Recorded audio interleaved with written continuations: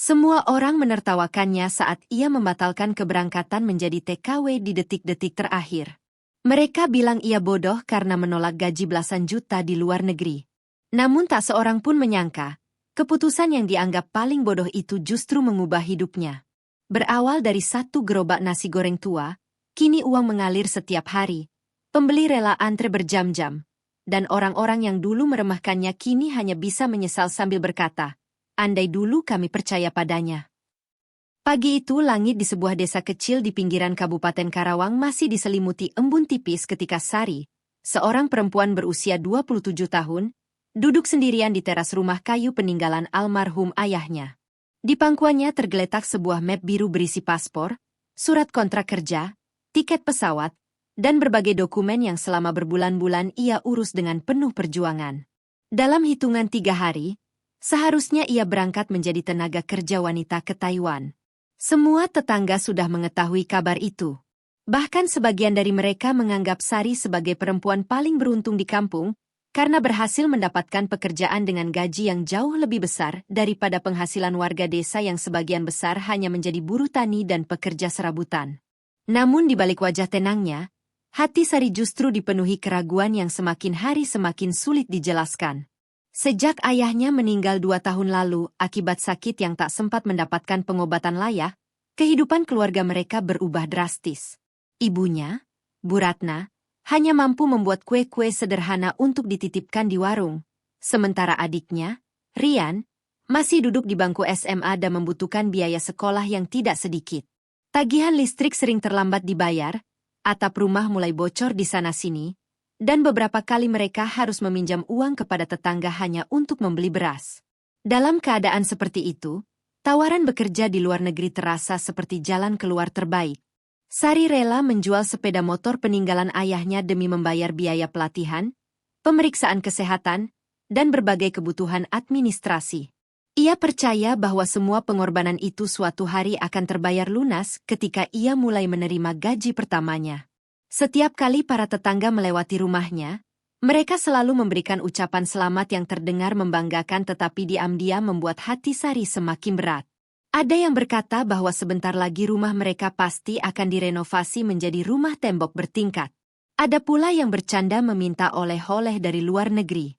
Bahkan beberapa ibu-ibu sudah mulai membandingkan Sari dengan anak-anak mereka yang masih menganggur di kampung. Tidak ada seorang pun yang tahu bahwa setiap malam Sari justru menangis diam-diam di dalam kamar. Ia membayangkan bagaimana ibunya akan menjalani hari-hari sendirian, bagaimana Rian harus mengurus semua pekerjaan rumah sepulang sekolah, dan bagaimana ia sendiri harus hidup ribuan kilometer jauhnya tanpa keluarga yang selama ini menjadi alasan utama ia terus bertahan menghadapi kesulitan. Di sela-sela kesibukan mempersiapkan keberangkatannya, Sari masih membantu ibunya memasak setiap pagi. Salah satu menu yang paling sering mereka buat adalah nasi goreng sederhana menggunakan bumbu racikan keluarga. Resep itu diwariskan oleh almarhum ayahnya yang dahulu sering berjualan keliling menggunakan gerobak tua setiap malam. Meski hanya menggunakan bahan-bahan sederhana, aroma nasi goreng buatan mereka selalu mampu mengundang pujian siapa saja yang mencicipinya. Tetangga yang kebetulan mampir sering berkata bahwa rasa nasi goreng itu berbeda dari yang lain, lebih harum, lebih gurih, dan meninggalkan cita rasa yang membuat orang ingin kembali lagi. Namun selama ini mereka tidak pernah berpikir untuk menjadikannya sebagai usaha karena merasa modal mereka terlalu kecil dan persaingan di luar sana terlalu berat. Suatu sore, ketika Sari sedang membantu ibunya menggoreng bawang merah, datanglah Pak Darto, tetangga yang dikenal ramah sekaligus gemar memberikan nasihat.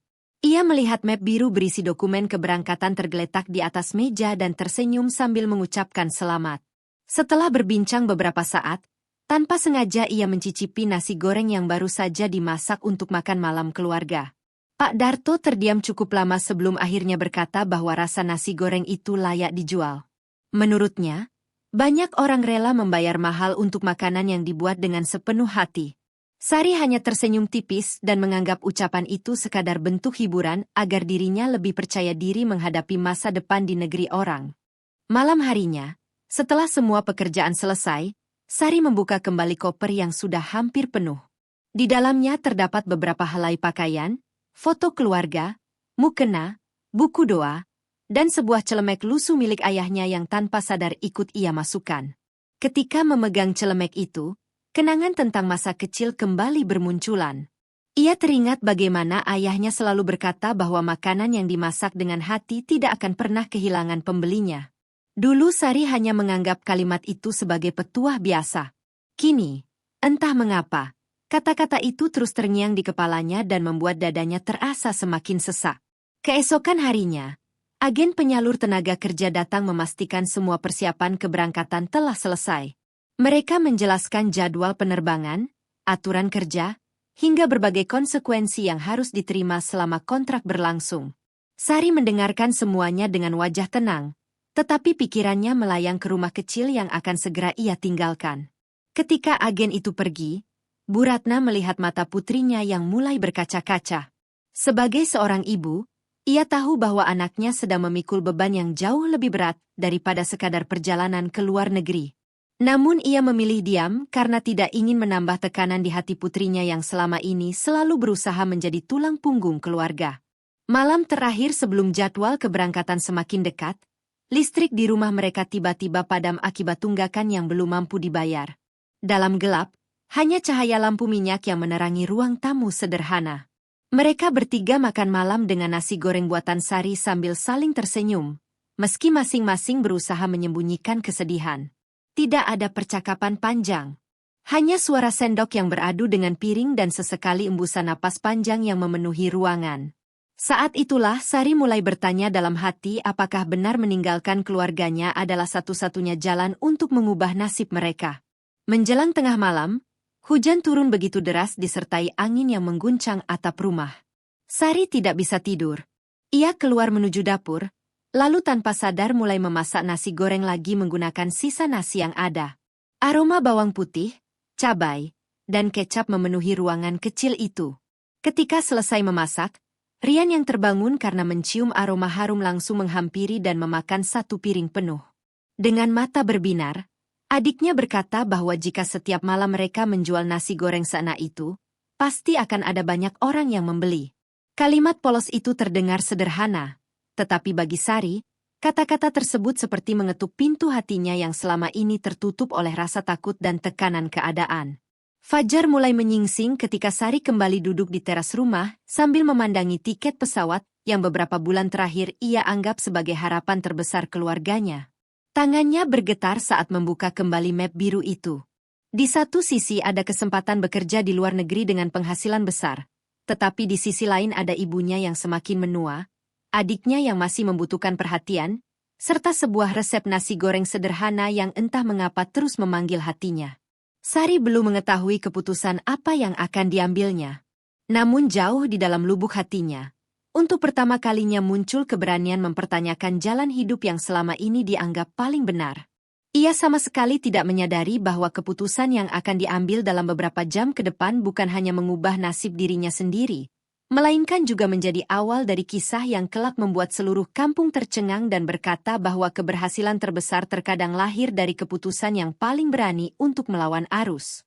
Pagi yang seharusnya menjadi awal perjalanan Sari menuju luar negeri justru berubah menjadi hari paling menegangkan dalam hidupnya. Jam dinding di ruang tamu menunjukkan pukul 6 pagi ketika mobil dari agen penyalur tenaga kerja berhenti di depan rumah. Sopir membunyikan klakson beberapa kali sebagai tanda bahwa waktu keberangkatan telah tiba. Sari yang sejak subuh sudah mengenakan pakaian rapi hanya berdiri mematung di depan pintu sambil menggenggam map biru berisi seluruh dokumen keberangkatannya. Wajah Bu Ratna tampak pucat karena mengetahui putrinya masih diliputi kebimbangan. Rian hanya berdiri di sudut ruangan tanpa berani mengucapkan sepatah kata pun. Dalam keheningan yang terasa begitu panjang, Sari akhirnya menarik napas dalam-dalam, menatap ibunya dengan mata berkaca-kaca, lalu berkata pelan bahwa ia tidak sanggup meninggalkan keluarganya. Kalimat sederhana itu membuat suasana rumah mendadak hening, seolah waktu ikut berhenti berputar. Sopir yang menunggu di luar mulai mengetuk pintu dengan wajah kebingungan. Tidak lama kemudian petugas agen ikut turun dari mobil dan mencoba membujuk Sari agar segera berangkat karena semua administrasi telah selesai dan tiket pesawat sudah dibayar. Mereka mengingatkan bahwa kesempatan seperti itu tidak datang dua kali dan membatalkan keberangkatan berarti semua biaya yang telah dikeluarkan akan hangus. Sari mendengarkan semua penjelasan itu dengan hati yang bergetar, tetapi keputusan di dalam dirinya sudah bulat. Dengan suara lirih namun tegas, ia meminta maaf dan mengatakan bahwa dirinya memilih tetap tinggal di kampung bersama ibunya. Petugas itu menggelengkan kepala dengan wajah kecewa, mengambil kembali beberapa berkas, lalu meninggalkan rumah sambil berkata bahwa Sari akan menyesali keputusan tersebut seumur hidup. Mobil perlahan menjauh, meninggalkan debu di jalan tanah, sementara Sari hanya mampu memandanginya hingga kendaraan itu menghilang di tikungan. Belum sampai siang, kabar pembatalan keberangkatan Sari sudah menyebar ke seluruh kampung.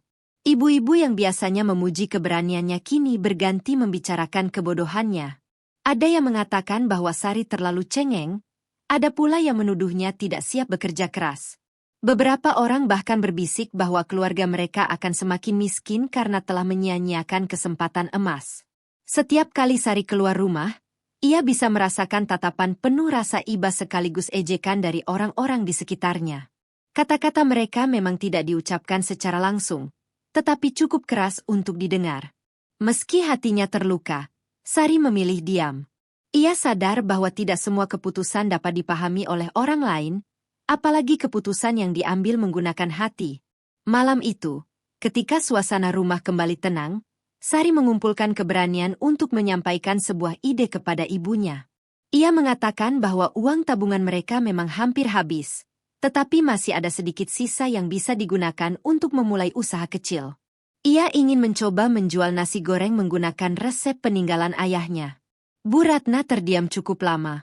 Bukan karena tidak percaya pada kemampuan putrinya, melainkan karena ia tahu modal yang mereka miliki sangat terbatas. Namun setelah melihat tekad di mata Sari, ia akhirnya menganggukkan kepala. Mereka sepakat bahwa daripada terus menyesali keputusan yang telah diambil, lebih baik mencoba menciptakan kesempatan baru meski harus dimulai dari nol. Keesokan harinya mereka membersihkan gudang kecil di belakang rumah. Di sana masih tersimpan gerobak tua milik almarhum ayah, yang sudah bertahun-tahun tidak digunakan. Kayunya mulai lapuk, rodanya berkarat, dan cat hijaunya hampir seluruhnya mengelupas. Meski kondisinya memprihatinkan, bagi Sari gerobak itu bukan sekadar alat berjualan. Gerobak itu adalah warisan perjuangan ayahnya yang pernah menghidupi keluarga mereka bertahun-tahun. Dengan penuh semangat, Sari dan Rian menggosok karat pada roda, mengganti papan yang lapuk, mengecat ulang seluruh badan gerobak dengan warna hijau terang, lalu menuliskan sebuah nama sederhana di bagian depannya, yaitu nasi goreng warisan ayah. Tulisan itu mungkin tidak semewah papan nama restoran besar, tetapi bagi mereka mengandung doa yang sangat dalam. Hari pertama berjualan akhirnya tiba.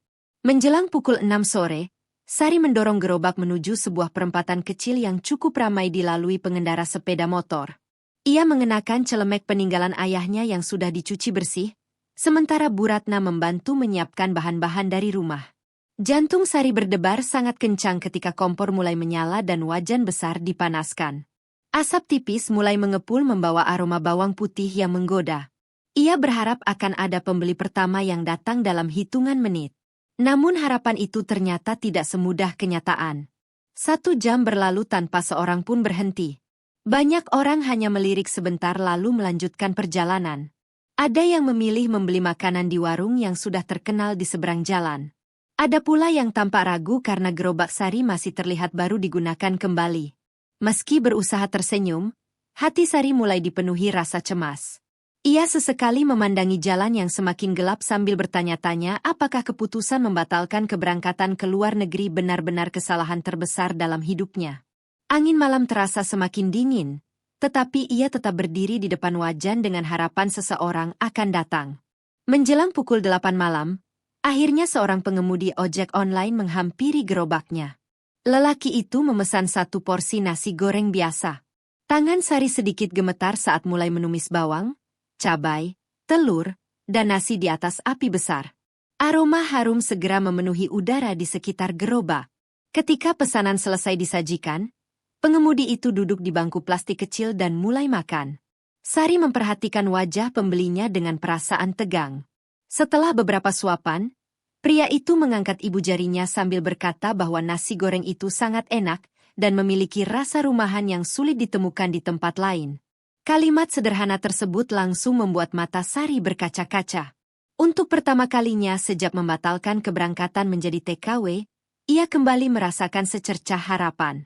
Malam itu mereka hanya berhasil menjual 6 porsi nasi goreng. Keuntungan yang diperoleh bahkan belum cukup untuk menutup seluruh biaya bahan baku yang telah dibeli. Saat menghitung uang hasil penjualan di rumah, Bu Ratna mencoba menghibur putrinya dengan mengatakan bahwa semua usaha besar pasti dimulai dari langkah kecil. Namun keesokan harinya keadaan tidak jauh berbeda. Hari kedua hanya terjual 5 porsi. Hari ketiga 7 porsi. Hari keempat bahkan hanya 4 porsi karena hujan turun sejak sore. Tabungan mereka perlahan semakin menipis. Beberapa tetangga kembali mulai menyindir bahwa seharusnya Sari sudah berada di luar negeri menerima gaji besar, bukan berdiri di pinggir jalan menunggu pembeli yang tak kunjung datang. Meski tekanan demi tekanan terus berdatangan, Sari memilih mempertahankan satu hal yang tidak pernah berubah, yaitu kualitas masakannya. Ia selalu membeli sayuran yang masih segar, menggunakan telur berkualitas baik, meracik bumbu sendiri setiap sore, dan memasak setiap porsi hanya ketika ada pesanan agar pelanggan mendapatkan nasi goreng yang benar-benar hangat. Ia percaya bahwa rasa tidak pernah bisa berbohong. Di penghujung malam ketujuh, ketika ia hendak menutup gerobak karena mengira tidak akan ada lagi pembeli, tiba-tiba sebuah mobil keluarga berhenti tepat di depan gerobaknya. Seorang pria parubaya turun bersama istri dan 2 anaknya. Mereka mengatakan bahwa seorang pengemudi ojek online merekomendasikan nasi goreng di gerobak kecil itu karena rasanya luar biasa. Sari terkejut sekaligus terharu. Ia belum mengetahui bahwa satu pelanggan pertama yang datang beberapa hari lalu ternyata telah menceritakan kelezatan nasi gorengnya kepada banyak orang. Malam itu menjadi awal dari sesuatu yang jauh lebih besar daripada yang pernah ia bayangkan. Meski ia sendiri belum menyadari bahwa kabar tentang nasi goreng buatannya mulai menyebar dari mulut ke mulut dan perlahan mengubah jalan hidup keluarganya. Minggu demi minggu berlalu sejak Sari memutuskan membatalkan keberangkatannya menjadi tenaga kerja wanita. Sesuatu yang awalnya tampak mustahil perlahan mulai menjadi kenyataan. Setiap sore, sebelum matahari benar-benar tenggelam, Sari sudah sibuk menyiapkan bumbu, memotong sayuran, mencuci beras, dan mengatur semua bahan di dalam gerobak hijaunya. Ia tidak lagi berjualan dengan perasaan takut seperti hari-hari pertama. Kini ia datang membawa harapan baru. Yang lebih mengejutkan, beberapa pelanggan bahkan sudah datang lebih awal sebelum gerobaknya benar-benar siap beroperasi. Mereka rela menunggu hanya untuk mendapatkan sepiring nasi goreng hangat dengan aroma khas yang mulai dikenal banyak orang. Melihat pemandangan itu, Sari seringkali harus mengusap matanya sendiri karena masih sulit percaya bahwa gerobak tua peninggalan ayahnya kini mulai dipenuhi pembeli. Setiap pelanggan yang datang hampir selalu memiliki cerita yang sama. Ada yang mengetahui warung itu dari teman kantor, ada yang direkomendasikan oleh sopir angkot, ada pula yang sengaja datang dari desa sebelah setelah melihat unggahan seseorang di media sosial. Ternyata seorang mahasiswa yang pernah membeli nasi goreng Sari beberapa hari sebelumnya mengunggah foto makanan itu lengkap dengan komentar bahwa rasa nasi goreng tersebut jauh lebih enak daripada beberapa restoran terkenal di kota. Unggahan sederhana itu tidak disangka menarik perhatian banyak orang. Semakin banyak orang datang untuk membuktikan sendiri kelezatannya. Sebagian besar pulang dengan wajah puas, lalu kembali lagi bersama keluarga atau teman-teman mereka. Tanpa mengeluarkan biaya promosi sedikit pun, nama, nasi goreng warisan ayah, mulai dikenal dari mulut ke mulut. Perubahan itu membawa kebahagiaan yang belum pernah dirasakan keluarga Sari selama bertahun-tahun. Untuk pertama kalinya setelah sekian lama, mereka bisa membayar tagihan listrik tepat waktu. Atap rumah yang bocor mulai diperbaiki sedikit demi sedikit. Bu Ratna tidak lagi harus meminjam uang kepada tetangga hanya untuk membeli beras. Bahkan Rian akhirnya bisa membeli buku pelajaran baru tanpa merasa bersalah kepada kakaknya. Meskipun penghasilan mereka belum bisa disebut besar, setiap rupiah yang diperoleh terasa begitu berarti karena berasal dari hasil kerja keras sendiri. Di setiap akhir malam, ketika mereka menghitung uang hasil penjualan bersama-sama di ruang tamu, tidak ada lagi wajah murung seperti beberapa bulan sebelumnya. Yang terdengar justru tawa kecil dan doa penuh syukur. Namun seperti pepatah yang sering didengar Sari sejak kecil, keberhasilan sekecil apapun selalu mengundang 2 macam orang. Orang pertama ikut bahagia melihat kesuksesan orang lain, Sedangkan orang kedua diam-diam berharap keberhasilan itu segera berakhir. Tidak semua pedagang di sekitar lokasi berjualan menyambut ramainya gerobak sari dengan hati lapang. Beberapa mulai merasa tersaingi karena pelanggan mereka berkurang. Salah satunya adalah Pak Yono, pemilik warung nasi goreng yang sudah berjualan lebih dari 15 tahun tidak jauh dari tempat Sari mangkal. Selama bertahun-tahun, warung Pak Yono selalu ramai. Namun sejak gerobak sari dikenal luas, sebagian pelanggannya mulai berpindah. Awalnya Pak Yono mencoba bersikap biasa, tetapi lama-kelamaan rasa iri mulai menguasai pikirannya. Suatu malam, ketika antrean di gerobak sari semakin panjang, terdengar bisik-bisik tidak sedap di antara beberapa pelanggan. Ada yang mengatakan bahwa nasi goreng sari memakai penyedap berbahaya agar terasa lebih enak. Ada pula yang menyebarkan kabar bahwa ayam yang digunakan bukan ayam segar. Kabar itu menyebar begitu cepat hingga beberapa pelanggan mulai ragu untuk membeli. Sari yang mendengar isu tersebut hanya bisa terdiam. Dadanya terasa sesak bukan karena takut kehilangan pembeli, melainkan karena ia tahu semua tuduhan itu tidak benar. Selama ini ia selalu membeli bahan terbaik yang sanggup ia beli dan memasak dengan penuh kejujuran. Ia tidak pernah menyangka bahwa usaha kecilnya akan menghadapi ujian seberat ini. Keesokan harinya fitnah itu semakin menjadi-jadi. Beberapa akun media sosial lokal bahkan mulai membahas kabar yang belum tentu benar tersebut. Ada yang menulis bahwa usaha baru seringkali menggunakan cara-cara curang agar cepat terkenal. Walaupun tidak menyebut nama Sari secara langsung, banyak orang memahami siapa yang dimaksud. Beberapa pelanggan setia datang dan bertanya dengan hati-hati mengenai isu tersebut. Sari menjawab semuanya dengan tenang sambil memperlihatkan bahan-bahan yang digunakannya setiap hari. Ia tidak marah, tidak membalas dengan kata-kata kasar, dan tidak menuduh siapapun sebagai penyebar fitnah. Ia hanya berkata bahwa pelanggan berhak menilai sendiri dari apa yang mereka lihat dan rasakan. Sikap tenangnya justru membuat banyak pelanggan semakin percaya. Malam setelah menerima kartu nama dari pemilik jaringan rumah makan itu, Sari hampir tidak bisa memejamkan mata. Selembar kartu kecil berwarna putih tergeletak di atas meja kayu di samping tempat tidurnya, tetapi rasanya seperti memiliki beban yang sangat besar. Pria bernama Bima itu menawarkan sesuatu yang belum pernah terlintas dalam pikirannya. Ia ingin menjadikan nasi goreng warisan ayah sebagai sebuah merek yang memiliki banyak cabang di berbagai kota. Nilai kerjasama yang disebutkan membuat Sari terdiam. Dengan uang sebanyak itu, ia bisa merenovasi rumah, menyekolahkan Rian hingga perguruan tinggi, bahkan membuka usaha yang jauh lebih besar. Namun di balik semua keuntungan itu, ada syarat yang membuat hatinya gelisah. Resep rahasia peninggalan ayahnya harus diproduksi secara massal agar rasanya bisa diseragamkan di semua cabang. Sari terus memandangi langit-langit rumah sambil bertanya dalam hati, apakah ini benar-benar kesempatan emas atau justru awal dari hilangnya warisan paling berharga yang dimiliki keluarganya? Keesokan harinya, Bima kembali datang bersama 2 orang stafnya.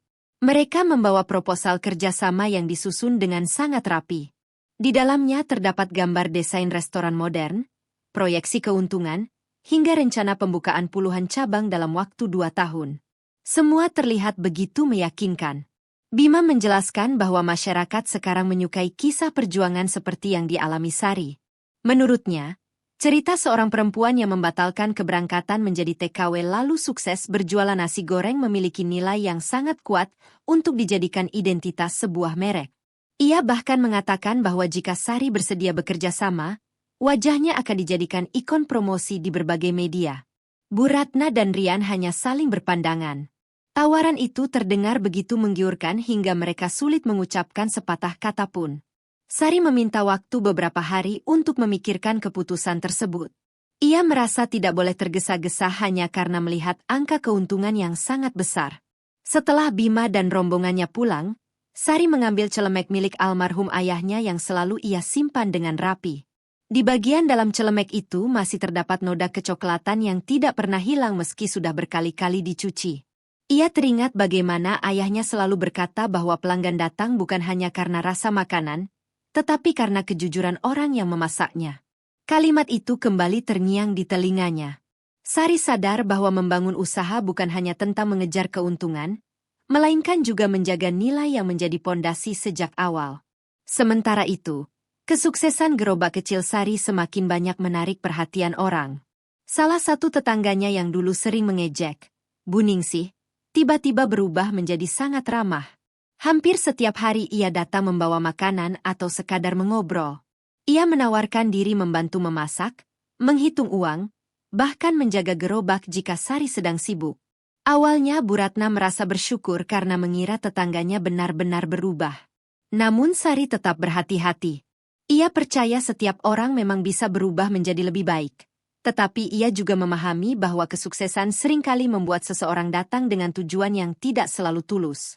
Beberapa hari kemudian, sebuah kejadian yang tidak disangka membuat kecurigaan Sari semakin kuat.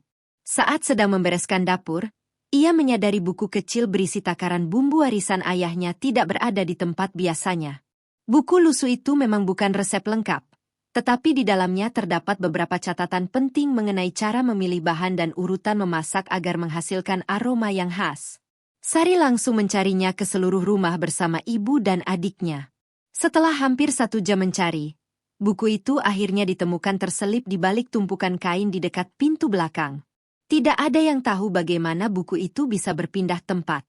Meskipun tidak ingin menuduh siapapun, hati Sari mulai merasa ada sesuatu yang tidak beres. Malam berikutnya, ketika antrean pembeli masih ramai, Rian yang sedang mengambil minuman di dalam rumah tanpa sengaja melihat seseorang mengintip melalui jendela dapur. Sosok itu langsung berlari ketika ketahuan. Rian mengejar sekuat tenaga, tetapi orang tersebut berhasil menghilang di gang sempit yang gelap. Kejadian itu membuat keluarga Sari semakin waspada.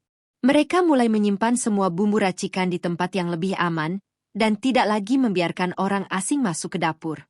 Bagi Sari, resep itu bukan sekadar campuran bawang, cabai, dan kecap. Resep itu adalah simbol perjuangan ayahnya yang telah membesarkan keluarga dengan penuh kerja keras.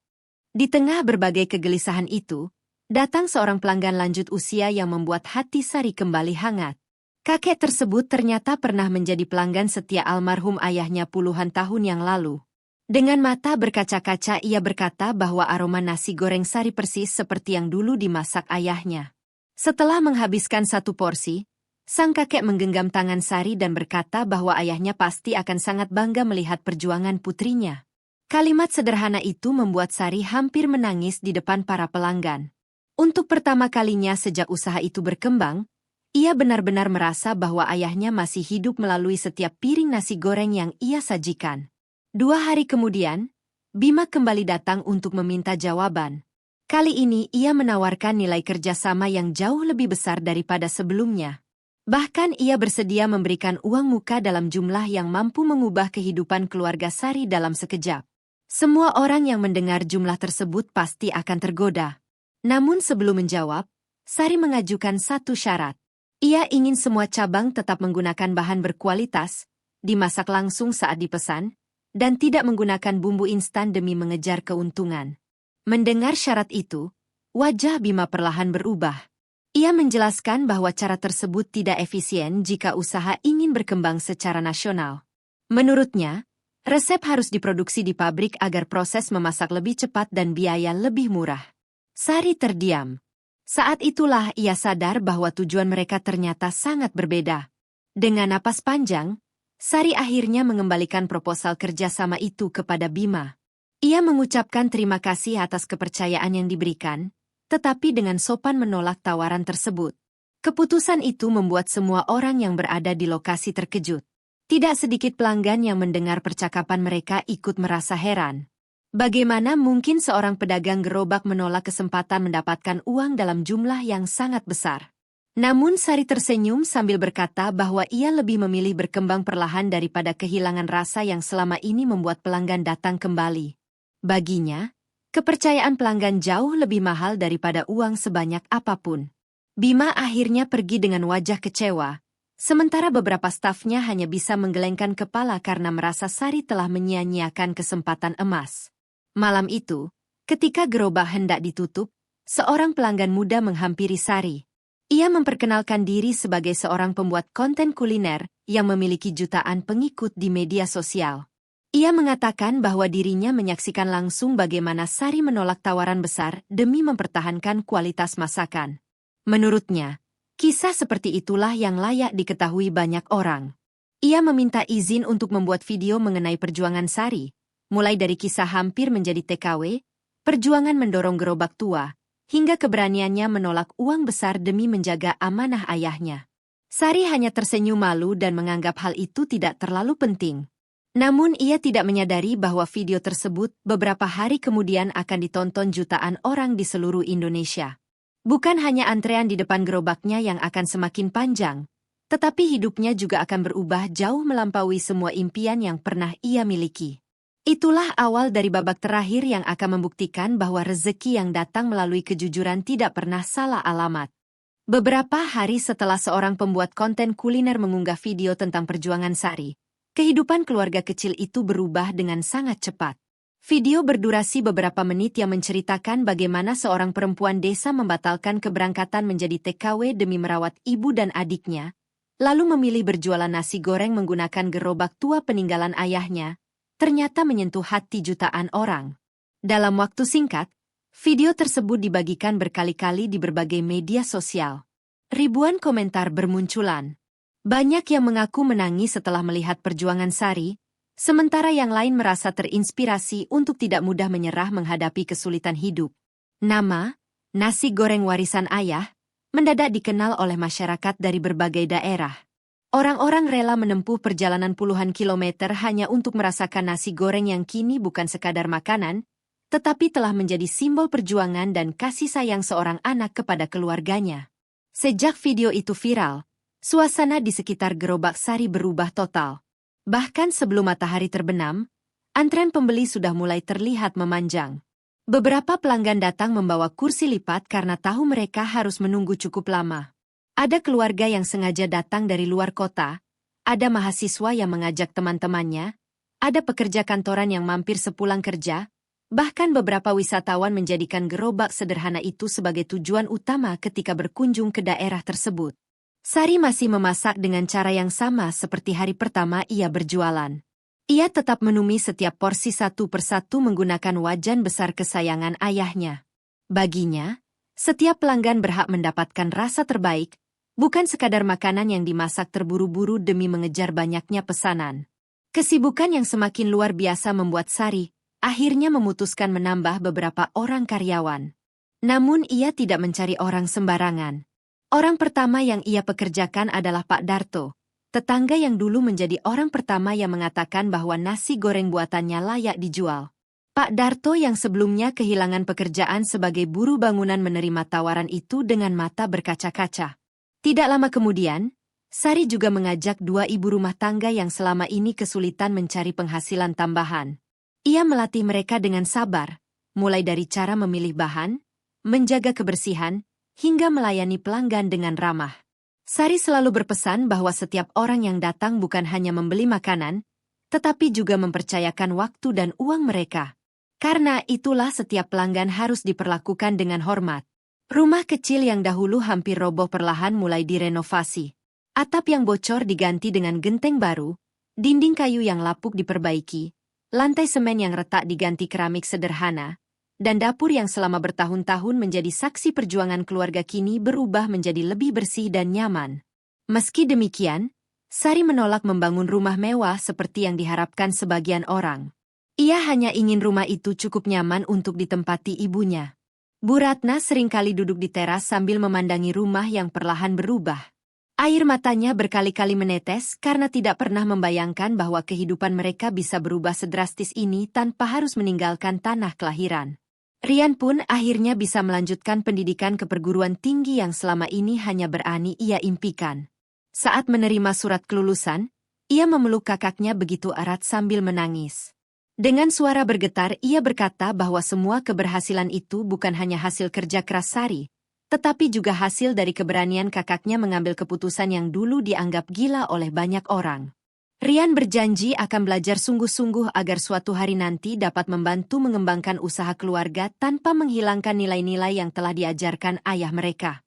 Mendengar janji itu, Sari tersenyum sambil mengusap kepala adiknya.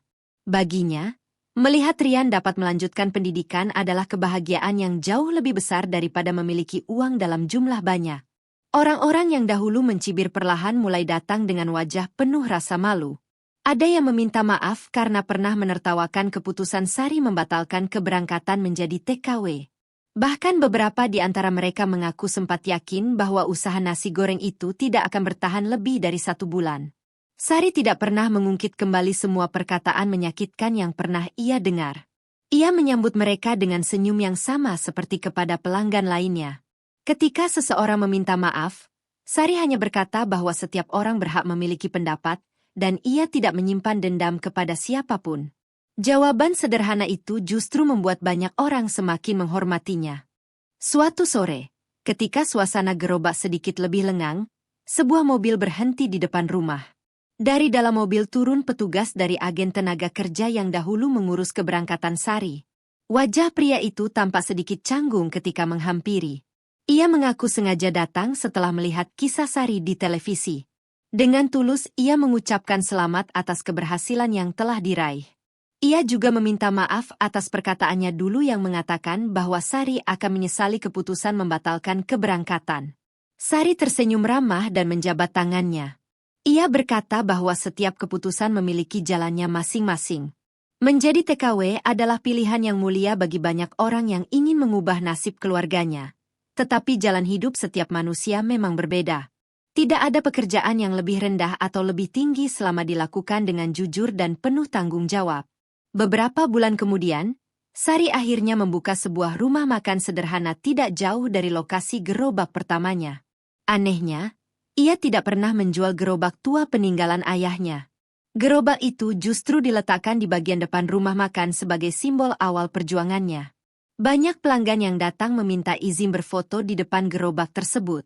Di sampingnya dipasang sebuah tulisan sederhana yang berbunyi, "Jangan pernah malu memulai dari kecil, karena semua yang besar selalu dimulai dari langkah pertama." Kalimat itu menjadi pengingat bagi siapa saja yang datang bahwa kesuksesan tidak lahir dalam semalam. Ia dibangun dari keberanian mengambil keputusan, kerja keras yang tidak kenal lelah, dan kesabaran menghadapi berbagai ujian. Pada suatu malam yang tenang, setelah seluruh pelanggan pulang dan rumah makan mulai ditutup, Sari duduk bersama ibunya di depan gerobak tua itu. Angin malam berembus pelan membawa aroma nasi goreng yang masih tersisa di udara. Bu Ratna menggenggam tangan putrinya sambil berkata bahwa ayah mereka pasti sedang tersenyum melihat perjuangan anak-anaknya. Sari menatap langit yang dipenuhi bintang, lalu mengingat kembali hari ketika ia hampir menaiki pesawat menuju negeri orang. Jika saat itu ia memilih berangkat, mungkin hidupnya memang akan berubah. Namun ia sadar bahwa keputusan untuk tetap tinggal telah memberinya sesuatu yang jauh lebih berharga, yaitu kesempatan membahagiakan keluarga, menjaga warisan ayahnya, dan membuka jalan rezeki bagi banyak orang di sekitarnya. Ia menutup matanya sejenak sambil mengucapkan syukur dalam hati karena Tuhan selalu memiliki rencana yang lebih indah daripada rencana manusia. Kini, nasi goreng warisan ayah bukan hanya dikenal karena kelezatan rasanya, tetapi juga karena kisah perjuangan yang mengajarkan bahwa harapan tidak selalu berada di tempat yang jauh. Kadang-kadang, kesempatan terbesar justru lahir dari dapur rumah sendiri, dari resep sederhana yang diwariskan keluarga, dan dari keberanian untuk percaya pada kemampuan yang selama ini dianggap biasa. Sari membuktikan bahwa kegagalan bukanlah akhir perjalanan, cibiran bukanlah alasan untuk berhenti, dan keputusan yang ditertawakan banyak orang bisa menjadi awal dari kesuksesan yang tidak pernah dibayangkan siapapun. Setiap malam, ketika antrean pembeli kembali memenuhi halaman rumah makannya, Sari selalu tersenyum mengingat satu hal. Dulu ia hampir menjadi TKW demi mencari kehidupan yang lebih baik di negeri orang. Kini, tanpa meninggalkan kampung halamannya, ia justru mampu menghadirkan kehidupan yang lebih baik bagi keluarganya, para karyawannya, dan banyak orang yang percaya bahwa mimpi besar bisa dimulai dari satu piring nasi goreng yang dimasak dengan penuh cinta. Sahabat cerita kehidupan, kisah Sari mengajarkan bahwa setiap orang memiliki jalan rezekinya masing-masing. Jangan pernah meremehkan pekerjaan yang halal, sekecil apapun itu. Tidak semua kesuksesan harus diraih dengan pergi jauh dari rumah. Terkadang, potensi terbesar sudah ada di tangan kita. Hanya saja kita belum cukup berani untuk mencobanya. Jangan takut memulai dari bawah, jangan menyerah hanya karena diremehkan, dan jangan membalas kebencian dengan kebencian. Teruslah bekerja dengan jujur, menjaga kualitas, menghormati orang lain, serta selalu bersyukur atas setiap proses yang Tuhan berikan. Karena keberhasilan yang dibangun di atas kejujuran akan bertahan jauh lebih lama daripada keberhasilan yang diraih dengan jalan yang tidak benar. Terima kasih sudah menyaksikan kisah penuh inspirasi ini hingga selesai. Semoga cerita ini dapat memberikan semangat, harapan, dan keyakinan bahwa tidak ada perjuangan yang sia-sia selama kita mau berusaha, berdoa, dan tidak mudah menyerah. Jika kalian menyukai cerita seperti ini, jangan lupa tekan tombol like, komentar, dan subscribe agar channel Cerita Kehidupan semakin berkembang dan terus menghadirkan kisah-kisah inspiratif yang menyentuh hati. Sampai bertemu di cerita berikutnya. Wassalamualaikum warahmatullahi wabarakatuh.